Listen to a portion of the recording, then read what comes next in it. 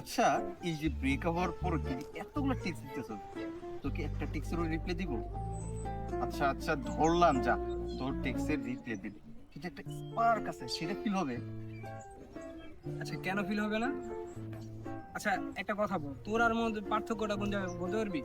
অবশ্যই। কোন জায়গায়? আমার স্বাস্থ্য বলো, তুই চিকন। থাপ এটা। আরে বাবা শোন না। ডিফারেন্সটা কি জানোস? তুই না ওই ভুলে যাওয়া বিশ্বাস, আর তোর কাছে এক্স থেকে নেক্সটে যাওয়া না প্রসেসটা অনেক ইজি। আমি ভুলিনি, শুধু সময়ের সাথে নিজেকে পরিবর্তন করে নিয়েছি। এই রিয়া না প্রিয়া, আর তুই নিশি মেয়েটার সাথে না একটা স্ট্যাটাস দিছিলি, কি যেন লিখছিলি?